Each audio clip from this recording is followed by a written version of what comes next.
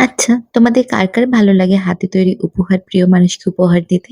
আমার কিন্তু ভীষণ ভালো লাগে। আমি ভীষণভাবে পছন্দ করি নিজের প্রিয় মানুষকে নিজের হাত থেকে বানিয়ে কিছু উপহার দিতে। সেটা যেকোনো অকেশন এই হোক না কেন। আগে আমি অনেক বেশি সেটা করতাম কিন্তু বর্তমানে সময় আর সুযোগের অভাবে কিন্তু একদম সেরকম একটা কিছু করে উঠতে পারি না। তো যাই হোক, এই হজমোলা শিশিটা যবে থেকে দেখেছি তবে থেকে মনে হচ্ছে এটাকে কি করে ইউটিলাইজ করা যেতে পারে। তো তারপরে ভাবলাম যে এটাকে একটা পেন স্ট্যান্ড বানিয়ে আমি সুশান্তকে গিফট করতে পারি।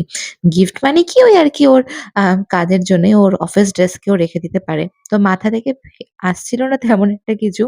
তো কিন্তু আমি যেটা ভেবেছিলাম পরবর্তীকালে সেই ডিজাইনটা না করে আবার একটু অন্যরকমভাবে একটা কিছু করার চেষ্টা করলাম। তো ক্লে দিয়ে কাজ এর আগেরবার আমি তোমাদের সাথে শেয়ার করেছি। এই নিয়ে আমার ২য় নম্বর ক্লে দিয়ে করা একটা কাজ। আর ক্লে দিয়ে কাজ করতে এত ভীষণ ভালো লাগে না যে কি বলবো।